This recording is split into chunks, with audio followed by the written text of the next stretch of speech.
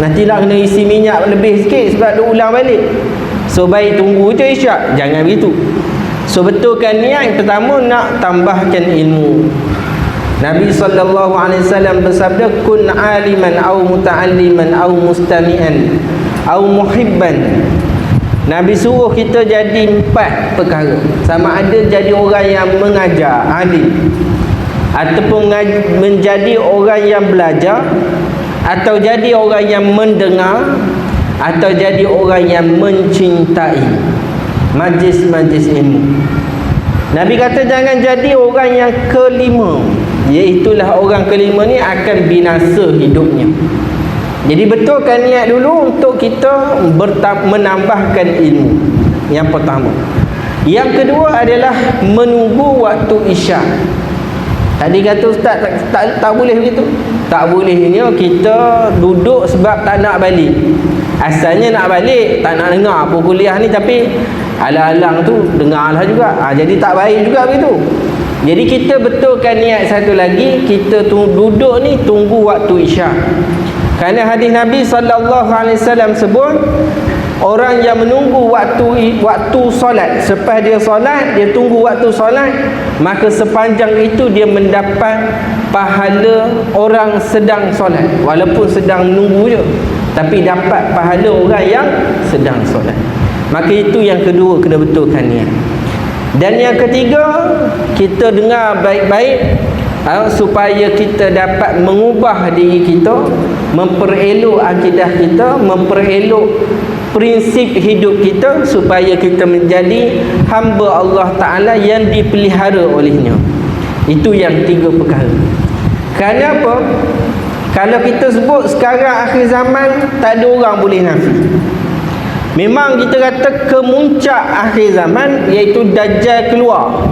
Dajjal dah keluar tu, tak payah cerita benda lain lah, memang akhir zaman. Itu kemuncak.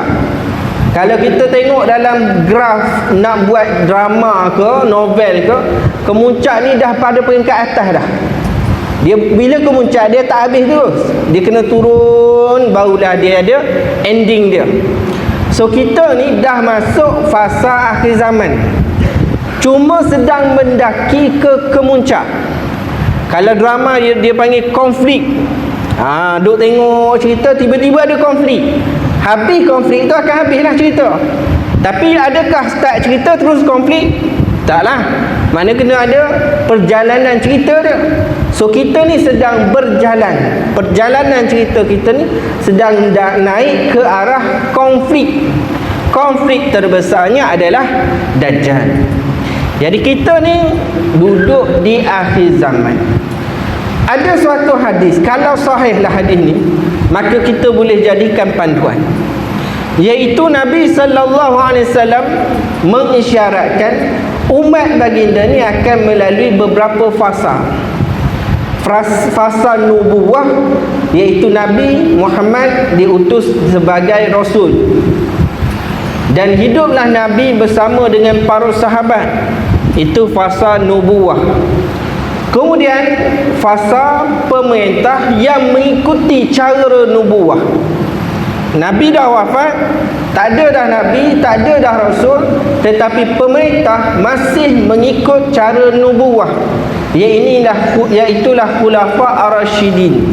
4 khulafa, 4 khalifah, Abu Bakar, Umar, Uthman dan Ali radhiyallahu anhu.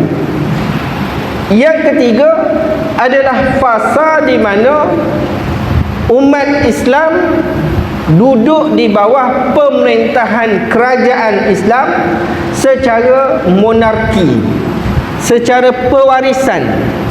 Ayah memerintah bagi pada anak, anak bagi pada cucu, cucu bagi. Hanya keturunannya sahaja yang memerintah kerajaan Islam. Kita tengok ada dinasti Umayyah, dinasti Abbasiyah, dinasti Turki Uthmaniyah. Yang ni yang besar. Ada banyak lagi dinasti-dinasti yang kecil.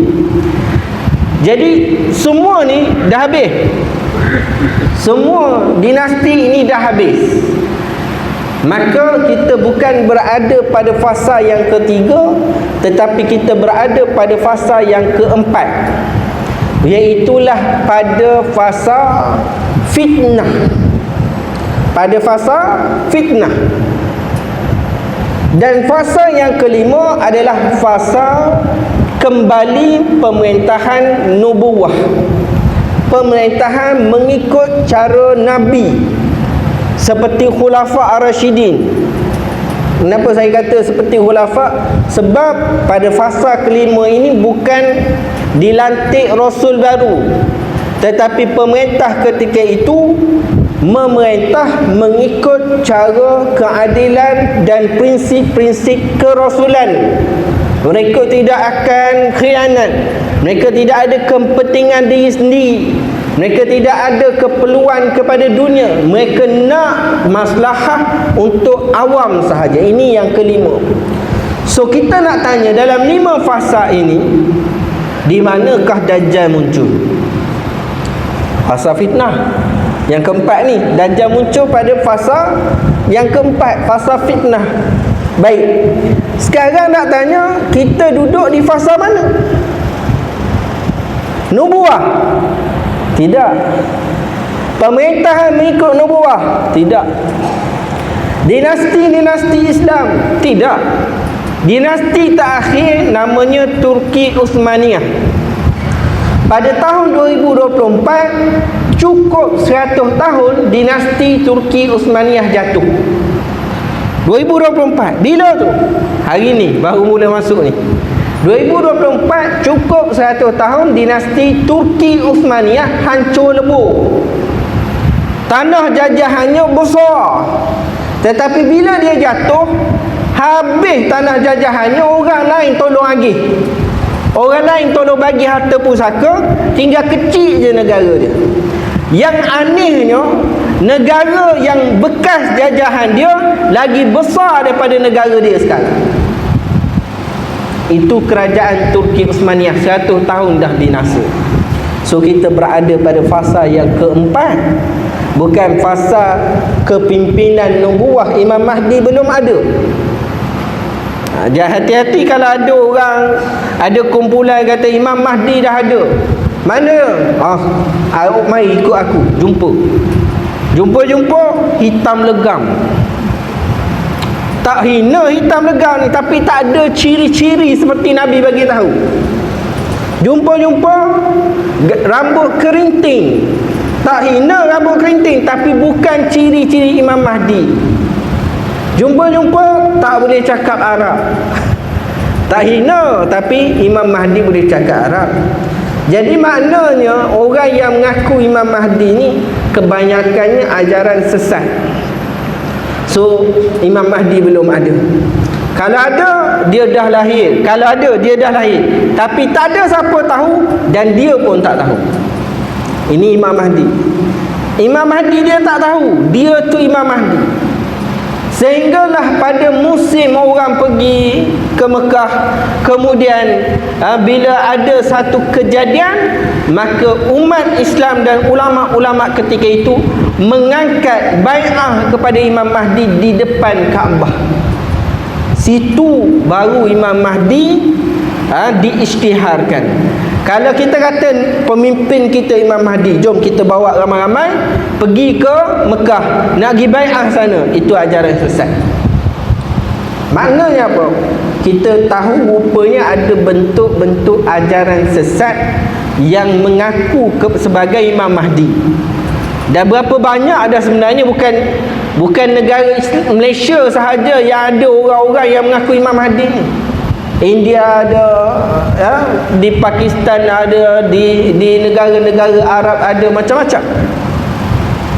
Maka sebab itulah kita kena hati-hati dengan orang-orang yang suka mendakwa-dakwi. Jadi kita ni berada pada fasa keempat dalam kehidupan sebagai umat Nabi SAW. Kerana kita ni umat Nabi, maka kita ni berada pada fasa yang keempat. So banyak fitnah pada zaman ni. Kalau zaman nubuwah, Nabi Muhammad ada. Zaman Khulafa Ar-Rasyidin, sahabat-sahabat masih ada. Zaman dinasti-dinasti, ulama-ulama besar masih ada. Zaman pemerintahan mengikut nubuah pada fasa yang kelima, Imam Mahdi ada, Nabi Isa ada, ulama-ulama Islam yang soleh, yang wara' ada. Tapi kita berada pada fasa yang keempat, yang mana fasa inilah hadis-hadis Nabi sebut itu akan berlaku. Apa contohnya? Kita tengok antara hadis Nabi sallallahu alaihi wasallam. Nabi sallallahu alaihi wasallam bersabda, "Innallaha la yaqbidul 'ilma intiza'an yantazi'uhu min 'ibad, walakin yaqbidul 'ilma biqabdil ulama." Sesungguhnya Allah Ta'ala tidak menghapus ilmu pengetahuan dengan cara ditarik daripada ilmu yang ada di dalam dada hamba-hambanya. Bukan kata kita duk ada ilmu ni Allah tarik semua jadi bodoh balik, tak. Ulama-ulama yang alim, yang hebat tu Allah tarik semua ilmu daripada dadanya. Bukan begitu. Dalam hadis ni Nabi kata ilmu itu akan ditarik, tetapi cara tariknya bukan ditarik daripada dada-dada ulama, tetapi dengan cara dimatikan para ulama. Ulama seorang demi seorang mati. Kalau kita sebut atlet, kalau kita sebut pemimpin, kalau kita sebut apa-apa yang lain, kita guna satu pepatah Melayu kata, patah tumbuh hilang berganti. Tetapi para ulama patahnya tumbuh tapi tidak berganti. Boleh berlaku ada ulama baru, memang ada. So kita kata ulama ada tak sekarang? Ada. Tapi sama tak dengan ulama dulu? Tak sama. Ulama dahulu 50 cabang ilmu agama dan alat-alat ilmu semua mereka kuasai. 50 cabang ilmu. Sekarang ada tak ulama yang menguasai 50 cabang ilmu? Ada tak seorang? Kalau seorang angkat tangan tu, kita boleh call ambulans suruh ambil dia. Mungkin otak dia dah tak segar lah tu. Tak ada zaman sekarang orang yang kuasai 50 bidang ilmu. Sebab itu kita kata, kalau sekarang ada tak ulama? Ada. Tetapi ulama zaman sekarang pada pengkhususan dalam bidang masing-masing. Ada yang bidang bahasa Arab, ada yang bidang Al-Quran, ada yang bidang hadis, ada yang bidang fiqh dan sebagainya. Dia tidak ada yang menguasai seluruhnya di dalam satu bidang. Kalau kita tengok seperti Imam Suyuti, dia ada kitab, banyak jenis kitab, hadis, tafsir, fiqh dan sebagainya. Orang kumpul jadikan ensiklopedia tebal, letak atas meja ni, tak cukup. Imam Suyuti, kerana pelbagai cabang ilmu dia kuasai. Dia belajar ni, belajar satu, boleh mengajar, lain pula ilmu dia. Boleh menulis, lain pula ilmu dia. Kemudian boleh mendatangkan solusi-solusi baru, itu ilmu lain. Ada banyak. Bila dia mengajar, dia dapati ada permasalahan-permasalahan yang perlu diselesaikan. Maka dia kena buat satu kaedah, satu teori, satu solusi untuk menyelesaikan apa-apa kaedah. Itu tahap ilmu yang berbeza. Jadi kalau 50 cabang ilmu, 50 ni dia mahir. Ada tak zaman sekarang? Tak ada. Dah kalau begitu ulama dah meninggal, yang ganti Imam Suyuti ada tak? Tak ada. Yang ganti Imam Abu Hasan Asy'ari ada tak? Tak ada. Yang ganti Imam Syafi'i? Tak ada. Maka sebab itulah dicabut ilmu itu sedikit demi sedikit. Tambah-tambahan orang zaman sekarang dah tak nak belajar. Buat majlis ilmu tak pergi. Suruh datang fardu ain, dia kata untuk budak-budak.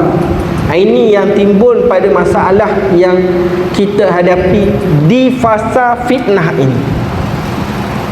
Allah Ta'ala tarik ilmu dengan matikan para ulama. Ketika itu orang ramai melantik ketua-ketua mereka daripada kalangan orang jahil, dan apabila mereka ditanya, mereka memberi fatwa dengan sewenang-wenangnya tanpa berpandukan ilmu pengetahuan. Mereka ini sesat lagi menyesatkan. Di akhir zaman ulama dah tak ada, seorang demi seorang kan. Ada tak seorang dua ulama? Boleh jadi ada. Boleh jadi ada. Seorang dua ulama tu boleh jadi ada. Tapi adakah ulama-ulama ini diikuti? Adakah para ulama ini diikuti? Tidak. Kerana pada zaman ini disebut di dalam hadis Nabi yang lain, akan datang kepada manusia tahun-tahun yang penuh dengan penipuan dan dusta. Kata-kata pendusta dibenarkan dan didustakan percakapan orang yang benar. Diberikan amanah kepada pengkhianat dan dikhianati orang yang amanah. Kemudian akan berkata-katalah golongan Ruwaibidah. Maka sahabat Nabi tanya, siapakah golongan Al-Ruwaibidah itu? Rasulullah sallallahu alaihi wasallam menjawab, ianya adalah orang-orang bodoh lagi fasik berbicara tentang perkara umum. Yatakallamu fi amri ammah. Orang tak pandai pun, tapi sebab follower dia 2 juta. Orang tak cerdik pun, bukan dalam bidang dia pun, tapi sebab dia ramai pengikut, ramai banyak pengaruhnya. Kalau dia kata ini ni dibuat daripada batu angkasa, sesiapa yang ambil ni, maka anaknya akan dilindungi sampai kiamat. Saya cakap, saya kata ni harga dia RM50, tuan-tuan takkan beli. Saya kata RM50, tuan-tuan takkan beli. Tapi kalau orang-orang seperti ini, dia sebut benda ni, benda yang sama seperti saya sebut, tetapi dia kata harga dia RM200, berebut orang nak beli. Ni akhir zaman. Ada tak berlaku gitu? Ada tak dunia di media sosial tu? Ada. Mufti keluarkan pandangan, tak bolehlah hadir konsert ni. Mufti keluar pandangan. Orang marah tak mufti? Orang marah. Orang petikai tak mufti? Orang petikai. Ada tak orang kata konsert ni boleh memajukan ekonomi negara, maka tak patut dilarang? Ada tak? Ada. Lepas tu fatwa pandangan mufti nak letak mana? Dibakar sampahkan. Ini masalah zaman kita sekarang. Baru-baru ni, dulu beberapa tahun lepas, ada seorang artis Korea, dia bunuh diri, lelaki bunuh diri dalam bilik. Habislah peminat setia dia menangis, sedih apa semua. Pergi buat di bandar, tengah-tengah bandar KL tu, pegang lilin, letak lilin, pegang lilin, duduk senyap gitu selama beberapa jam, duduk senyap. Mufti tegur, itu perbuatan niyahah, perbuatan meratapi si mati. Walaupun tak menangis, tetapi perbuatan itu meratapi si mati. Ianya adalah perbuatan yang dilaknat di dalam agama. Mufti tegur. Orang terima tak mufti kata? Dan orang kritik mufti lagi. Jumud. Orang kata mufti ni tak pandai tengok keadaan semasa. Kawan tu bunuh diri bukan kena bunuh, tapi sebab tersebar berita sedih dia, pakat pegang lilin semua. Ini zaman kita sekarang. Itu baru hal-hal fiqh, hal-hal yang berkaitan dengan hukum haram, makruh dan sebagainya. Tetapi di akhir zaman ni ada banyak orang bercakap pasal akidah. Pasal akidah banyak cakap. Dia cakap pasal akidah, nampak macam cerdik, Tetapi sebenarnya mereka menipu.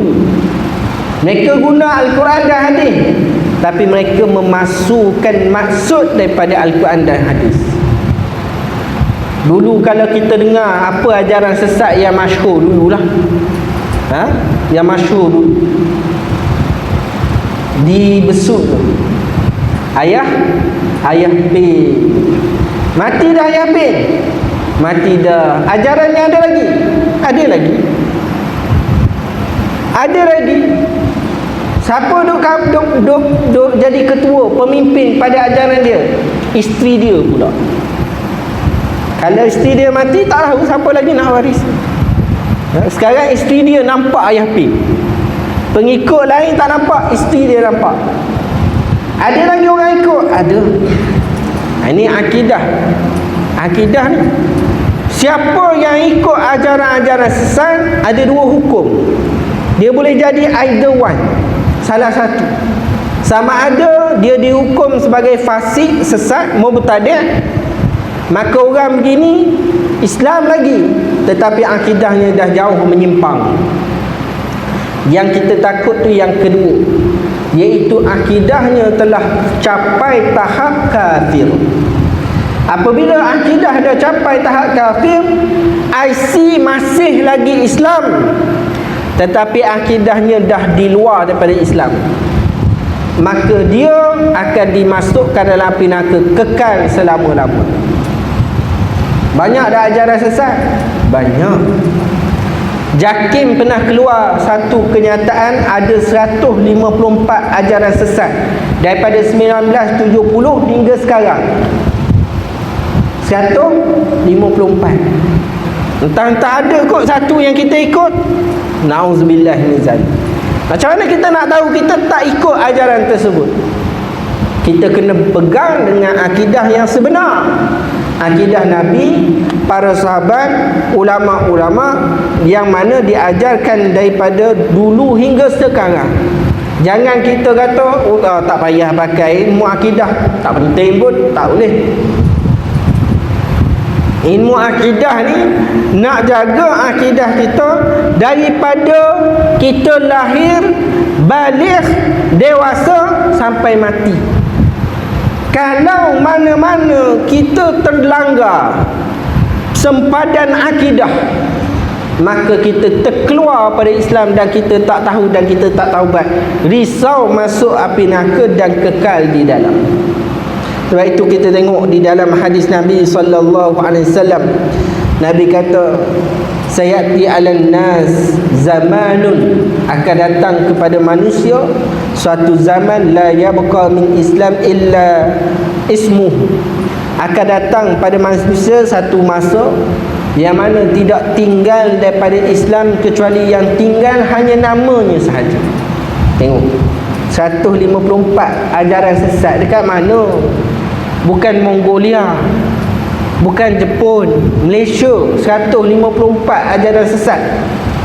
Boleh jadi dia rasa dia Islam, tapi dia dah keluar daripada ajaran Islam. Maka dah keluar pada ajaran Islam, nama masih Islam, tapi dah keluar daripada akidah Islam. Ini zaman ni. Zaman dahulu tidak ada macam ni. Zaman dahulu orang tu Islam dan dia tahu dia Islam, dia takkan keluar daripada pegangan Islam. Zaman sekarang masih rasa Islam, rupanya dah jauh menyimpang daripada ajaran sebenar. Dan zaman itu juga tidak tinggal daripada Al-Quran kecuali tinggal tulisannya sahaja. Al-Quran orang dah tak amal, tak baca, tak faham, yang ada tulisan sahaja.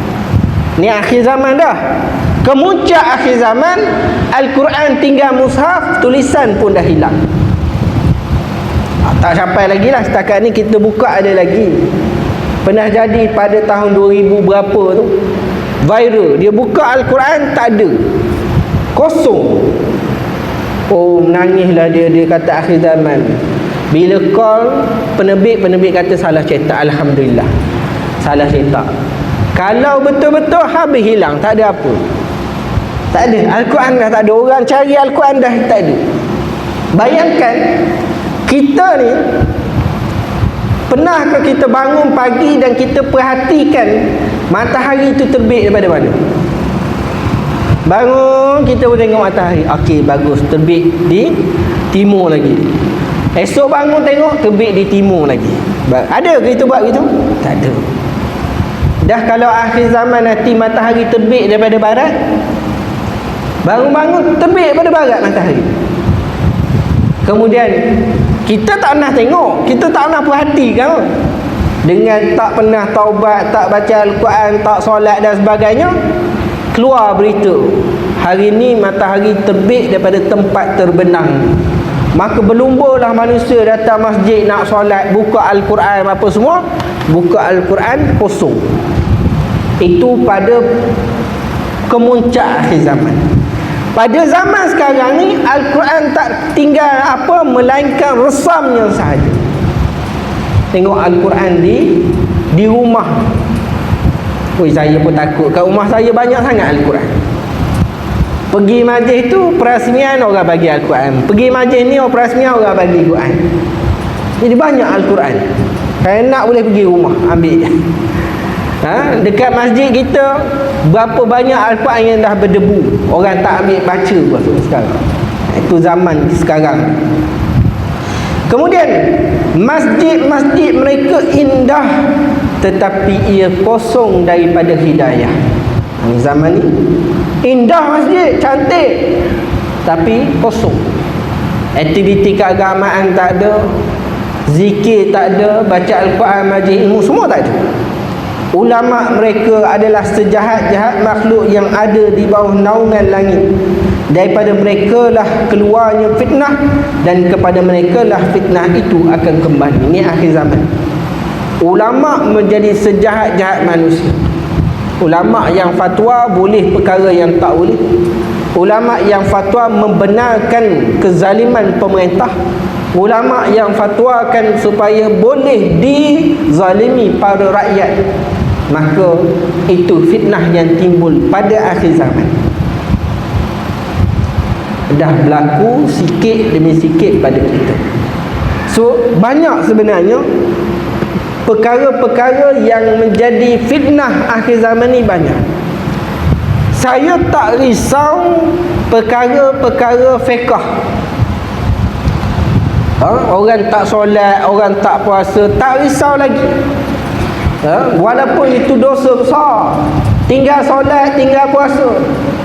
Tapi kalau dia mati, boleh jadi kalau Allah rezekikan dia dapat syafaat Nabi. Kalau dia direzekikan. Kalau dia tak dapat syafaat Nabi pun, dia masuk dalam api neraka, diazab juta tahun pun, last kali dia akan keluar daripada neraka dan dimasukkan dalam syurga.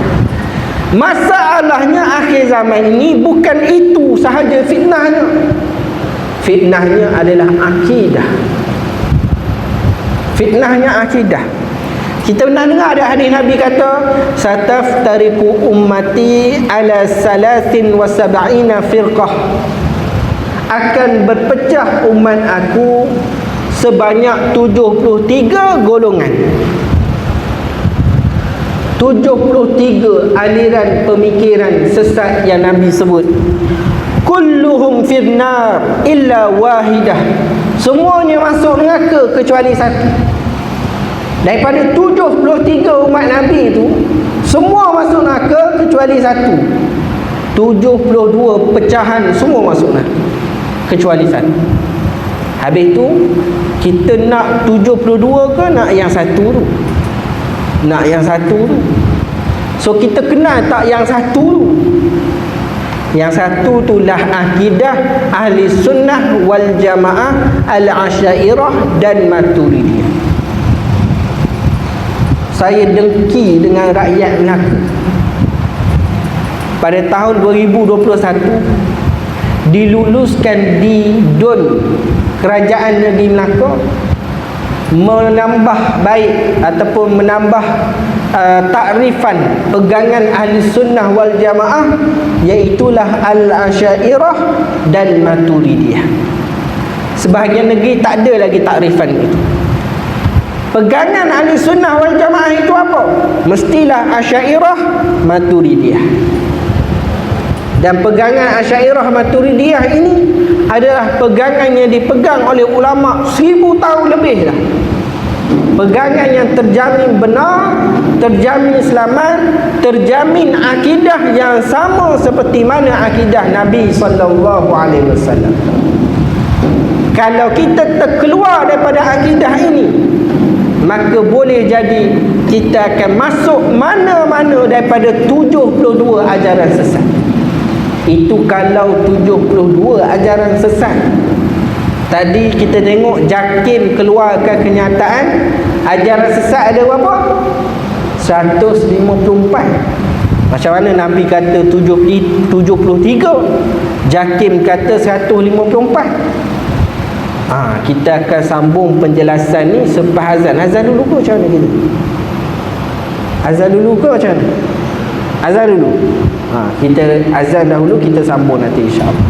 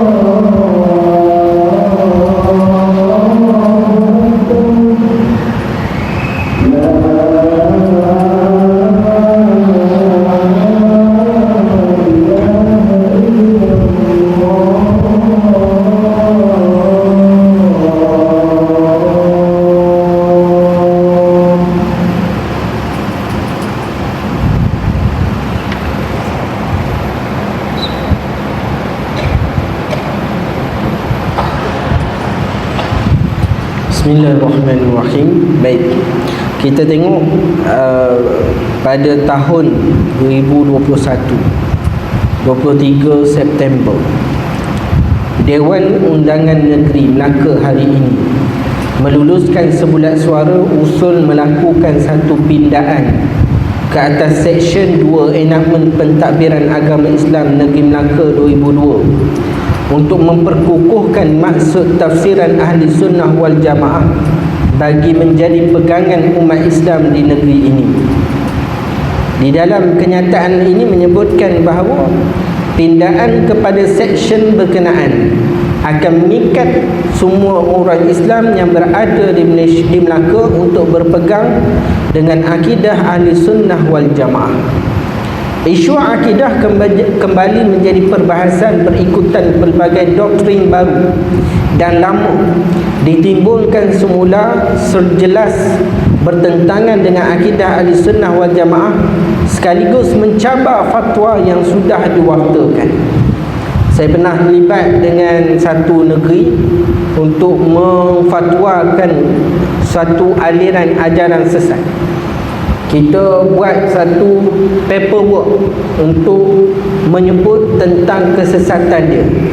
Kemudian dibawa ke dalam majlis mesyuarat panel-panel AJK Fatwa.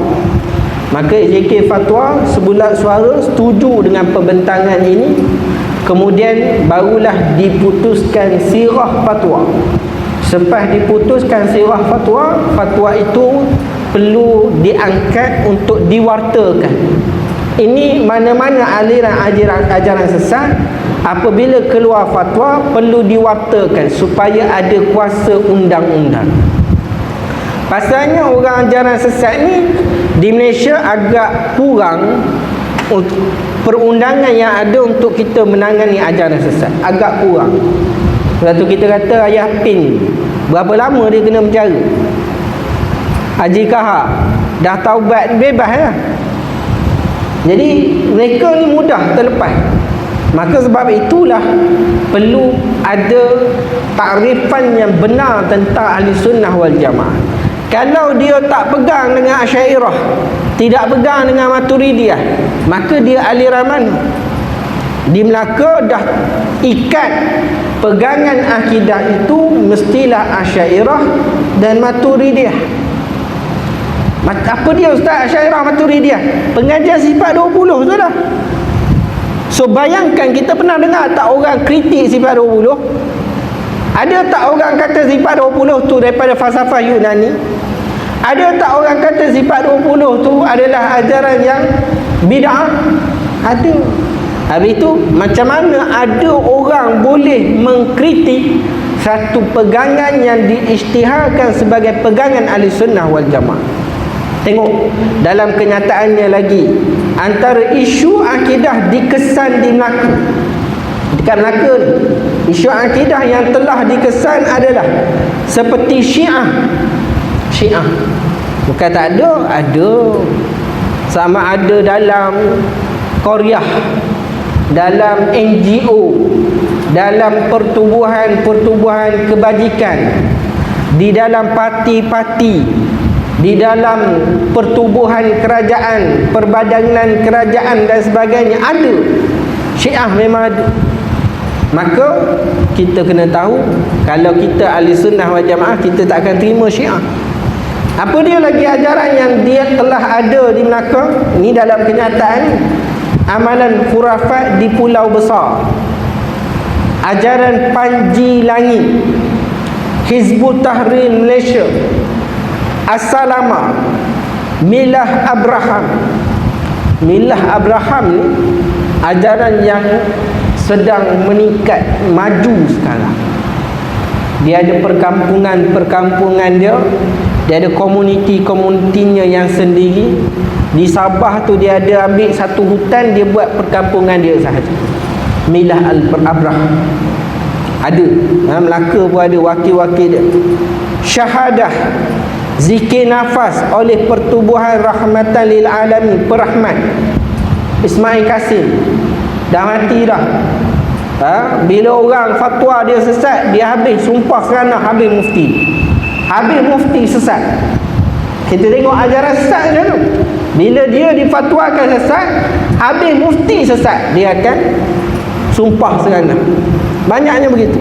Kita pun pelik, macam mana dia boleh jadi pengasas kepada satu ajaran, sedangkan agama itu mendidik akhlak, mendidik kerohanian, tapi orang yang memegang autoriti di dalam ajaran-ajaran ini sumpah serana, mulut tak jaga, akhlak tak ada. Itu ajaran tak menunjukkan bukan ajaran yang sebenar, tetapi ajaran itu ajaran yang sesat, serta aktiviti perbomohan yang meragukan. Aliran pemikiran semasa juga mencabar dan menirukan pegangan umat Islam pada masa kini, seperti pemikiran liberalisme. Liberal, agama kena sesuai dengan pemikiran mereka. Kehendak-kehendak mereka mesti ada sokongan daripada Al-Quran dan hadis, walaupun tak sesuai, tapi kena adjust, kena renovate Al-Quran, hadis, kena betulkan supaya selari dengan pemikiran mereka. Pluralisme, menganggap semua agama tu betul, Islam ke, Buddha ke, apa ke, semua betul. Kita tak boleh begitu. Kemudian anti hadis, orang yang hanya nak Al-Quran sahaja. Pernah dengar kumpulan Quraniyun? Quraniyun, kita kata bagus ni, pasalnya dia golongan Quran. Masalahnya Quraniyun ni ajaran sesat. Pelik Ustaz. Orang pegang Al-Quran sesat macam mana? Quraniyun ni kumpulan yang pegang Al-Quran sahaja dan dia tolak semua hadis. Dia tak pakai hadis. Orang kata pasal apa isteri tak pakai tudung? Pasalnya Al-Quran tak sebut pakai tudung, maka tak payah pakai tudung. Orang tanya pasal apa tak solat, dia kata Al-Quran tak ada sebut Zuhur, Asar, Maghrib, Isyak. Al-Quran suruh solat je. Solat tu doa, maka doa sahaja. Ini golongan Quraniyun. Golongan Quraniyun ni sekarang kita faham sebagai gelaran anti hadis. Kalau di negara-negara Arab, mereka digelar sebagai Quraniyun. Nampak cantik, tapi sebenarnya anti hadis. Ada satu lagi pemikiran, dia Al-Quran dan hadis sahaja. Pegang Al-Quran dan hadis saja. Ulama, ijma', qiyas semua buang. Tafsiran, penjelasan para ulama semua buang. Habis itu nak faham Al-Quran, hadis macam mana? Faham ikut cara saya faham. Ulama dulu tak boleh pakai. Ini orang-orang yang nak pegang Al-Quran dan hadis semata. Golongan mana tu? Golongan yang dikenali sebagai Salafiyah Wahabiyah. Ada tak sekarang? Ada. Habis amalan umat Islam dituduh sebagai syirik. Tuan-tuan tak baca je kitab Arab, tuan-tuan tak tahu. Ada fatwa mereka mengatakan sesiapa yang musafir untuk pergi ke Madinah nak ziarah makam Nabi, maka dia telah syirik pada Allah Ta'ala. Kita fikir macam mana boleh jadi syirik ni. Tapi mereka boleh fatwa syirik hanya kerana nak ziarah makam Nabi sallallahu alaihi wasallam. Menyambut Maulidur Rasul, mereka kata syirik. Pasalnya perayaan dalam agama ni dua sahaja. Bila kita tambah perayaan menyambut Maulidur Rasul, seolah-olah kita mengagungkan Rasul, mendewa-dewakan Rasul, maka itu perbuatan syirik. Ada pernah dengar? Ada. Tak pernah dengar lah Ustaz? Ya, tak sampai tahap tu lagi. Dia hanya kata sambutan Maulidur Rasul ni bid'ah, satu. Dia akan kata sambutan Maulidur Rasul ni adalah dibuat oleh Syiah, dua. Dia akan kata sambutan Maulidur Rasul ni tak perlu dilakukan kerana tak tahu bila tarikh kelahiran Nabi sallallahu alaihi wasallam. Macam-macam. Masih peringkat awal. Dia tak sampai tahap syirik. Sebahagian dah sampai tahap mensyirikkan orang yang hadir Maulidur Rasul. Dan ini disebut dalam kenyataan, ini disebut yang membimbangkan juga katanya adalah gerakan Wahabi dan Salafi yang ekstremis, yang sering membid'ah serta mengkafirkan amalan khilafiyah yang menjadi kebiasaan dalam masyarakat Islam di Malaysia dan di Melaka dan Malaysia khususnya, seperti wirid, tahlil, zikir serta sambutan Maulidur Rasul sebagai amalan sesat menurut mereka. Disebut mana tempat sebut ni? Ketika meluluskan apa? Usul pindaan enactment pada memperkukuhkan maksud tafsiran ahli sunnah wal jamaah. Bukan saya yang sebut, dalam DUN sebut.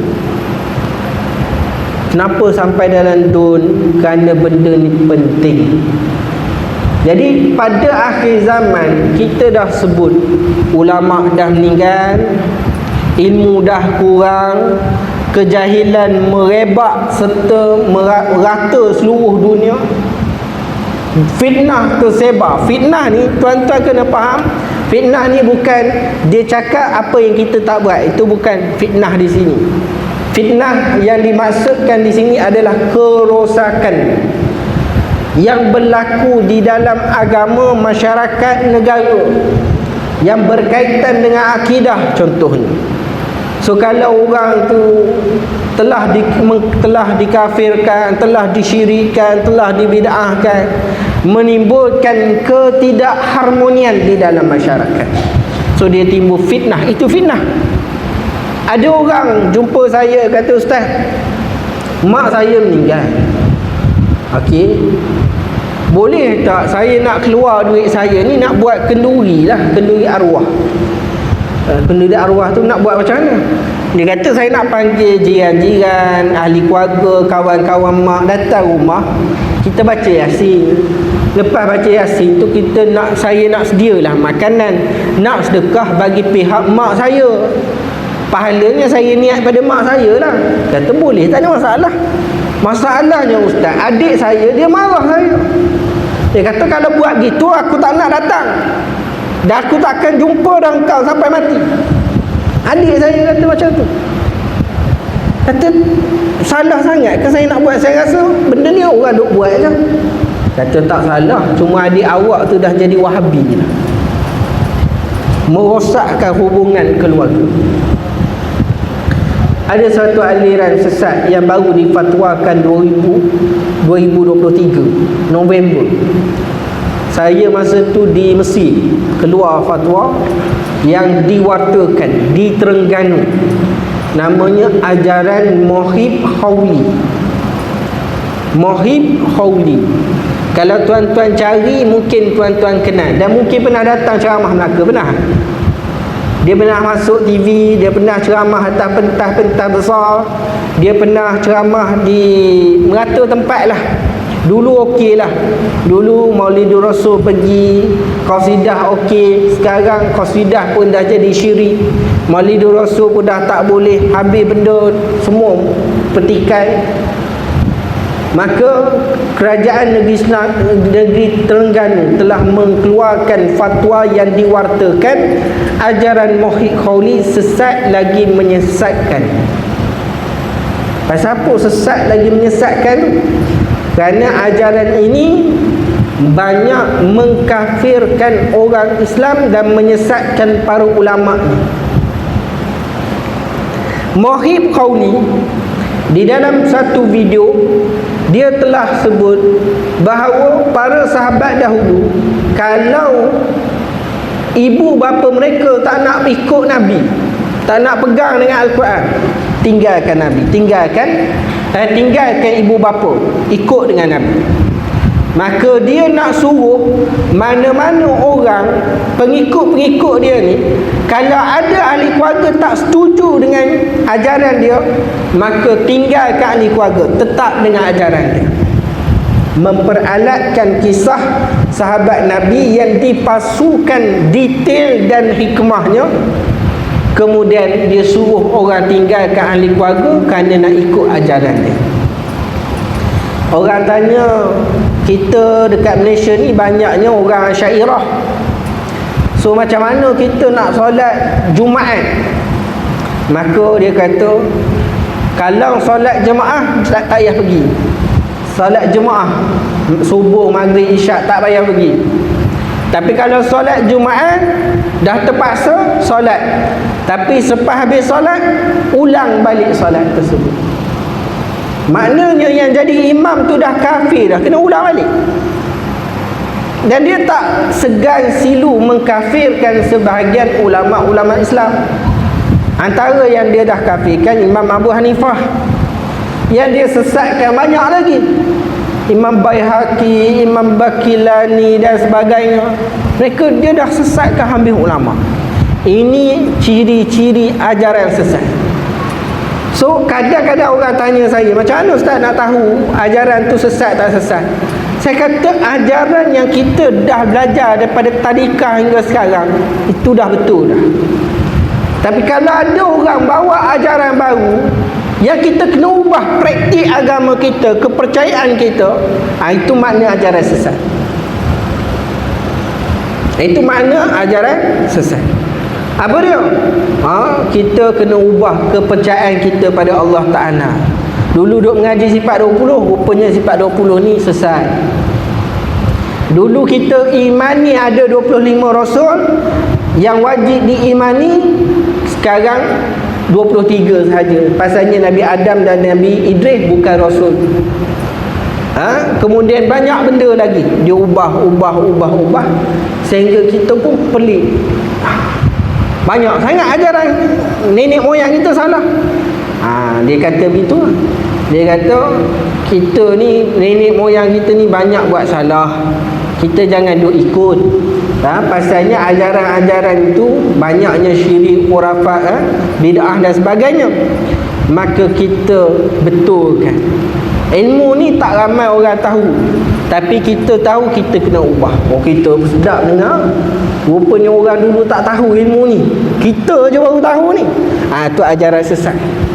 Tu ajaran sesat. Bila kata orang dulu tak tahu, orang dulu jahil, ulama dulu tak tahu, kita je tahu, itu ajaran sesat. Kena hati-hati. Jadi inilah ajaran-ajaran yang ada pada akhir zaman. Akan datang banyak lagi. Disebut dalam hadis Nabi ada 30 dajjal kecil. 30 dajjal kecil sebelum munculnya dajjal yang besar. Dan ketika dajjal itu buat world tour, pusing satu dunia, masa tu umat Islam diuji akidahnya. Dan masa tu dia tak boleh jadi macam Sumayyah, tak boleh. Akidah masa tu dia tak boleh jadi macam Sumayyah. Sumayyah, ketika Nabi lihat Sumayyah diseksa, Nabi membenarkan umat sahabat-sahabat yang diseksa ini untuk melafazkan kalimah kufur supaya mereka dibebaskan. Boleh lafaz kalimah kufur kerana diazab, diseksa dan disusahkan. Macam Bilal bin Rabah. Tapi Bilal kata ahad. Tapi ketika Dajjal muncul kata tak boleh. Dajjal kata marilah ambil roti canai ni, cuma kamu kena mengaku aku Tuhan je. Okeylah, ambil roti canai. Dajjal Tuhan. Tak boleh. Siapa kata begitu dah jadi kafir, maka kekal di dalam api neraka selama-lamanya. Ada seorang lelaki yang tidak begitu kuat keimanannya pada Allah Ta'ala. Dajjal datang. Wahai lelaki, aku Tuhan, akui aku ni Tuhan. Kamu kena bersyahadah bahawa aku ni Tuhan. Laki itu Islam lah, tapi orang fasik, orang yang tak belajar sangat, kurang ibadah. Tapi dia kata apa? Tak, kamu bukan Tuhan. Dajjal kata macam ni lah, mak ayah kamu dah meninggal kan? Dah. Tunjuk kubur dia pada aku. Bawa Dajjal, tunjuk ni kubur mak aku, ni kubur ayah aku. Kalau aku boleh hidupkan mak dan ayah kamu, adakah kamu akan mengaku aku Tuhan? Kata try lah. Dia pun dia sebut nama mak dan ayah tu, keluarlah daripada kubur. Maka daripada kubur keluarlah dua jasad, dan dia kenal itu mak dan ayah dia. Lalu lelaki itu terus beriman kepada Dajjal. Ini akidah akhir zaman. Kita lah macam tu gagal. Orang mengaji sifat 20 itu bukan syurutu uluhiyah, bukan syarat menjadi Tuhan, bukan kriteria ketuhanan, tak. Sebab yang boleh hidupkan orang mati ni dah ada dah dulu, tapi dia Nabi, bukan dia bukan Allah, bukan Tuhan. Siapa? Nabi Isa alaihissalam. Bahkan Nabi SAW menghidupkan benda taklah hidup. Pokok boleh datang berjalan kepada Nabi. Tugu kayu boleh menangis kerana kecintaan dan kerinduannya pada Nabi. Nabi SAW. Dajjal boleh hidupkan orang mati. Masa tu orang dah anggap Tuhan. Pasal apa? Akidah tak kukuh. So macam mana nak kukuhkan akidah kita pada masa sekarang? Kukuhkan akidah dengan belajar sifat 20. Pegang teguh dengan akidah ahli sunnah wal jamaah. Jadi itu sahaja saya rasa nak sampaikan pada hari ini. Ada soalan?